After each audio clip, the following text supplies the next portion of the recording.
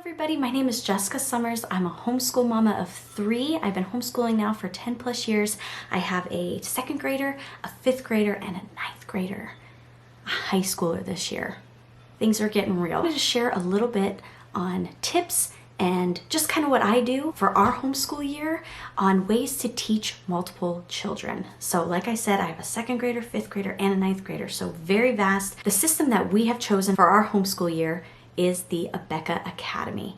We love the Abeka Academy because it is very organized, it's very structured, which that is where I like to live as a homeschool mom. And they have video lessons, so my kiddos are able to sit down, watch a video, teach them all these different subjects, show actually, experiments and craft projects and reading circles and all the fun things that come with the video. Some of the ways that I really find that makes my life a little bit easier when teaching multiple grades is to really do upfront work. So getting stuff all ready the beginning of the year.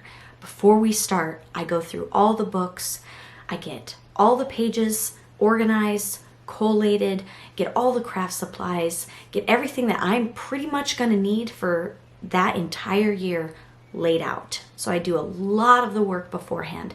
And what that allows is it allows for my kiddos to be more independent because they're not necessarily relying on me to get everything together. I've already done that every day. So with me, I know myself, and sometimes the day gets crazy, it gets away from me. I'm scrambling trying to find all my stuff, popsicle sticks, or that book that they are going to need to do for a research paper, things like that. So if I can do a lot of the prep work, that helps me out a lot. Another thing that has really helped, work with a child that potentially needs more assistance, needs more help, while the other kiddos are doing school that they are more confident in. You know they got it, you know it's something that comes easy to them, and they're just able to go work on by themselves and more independent, and you can focus, for that half an hour, 45 minutes, you can give your undivided attention to that child that would need a little bit more help, or maybe it's something new that they're learning that year. Really segmenting times, I find, keeps us on track. It keeps me being able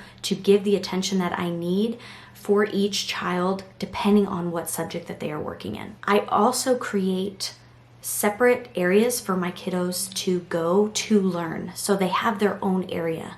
I find that instead of us all putting everything together like we're all right there. Now we all are kind of in close proximity to each other, but they definitely have their own learning spaces, and I find that kind of keeps all their school stuff together and not hodgepodge and mix where I'm spending 15 minutes trying to find that science book. Another thing is not necessarily getting so bogged down with every T crossed, every I dotted.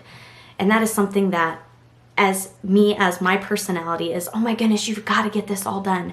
But understanding what your end goal for that year is. What is your end goal? I like to write out, what do I want my 2nd grader at the end of his 2nd grade? What do I want him to know at the end of the year? What do I want my 5th grader to know? Where do I want to see my high schooler? I want to be accomplished, and then working backwards. I think that sometimes gives me the more real expectations on what I'm putting on my kiddos and what I'm putting on myself to have a more successful year. Those are just some of the things that I implement in my homeschooling year. I hope it's helpful to you. There's a blog over on Abeka's website. You can go check out Teaching Multiple Grades. It gives a lot of insight, a lot more information if you guys are interested. I hope you have a great homeschool year. Thanks, guys.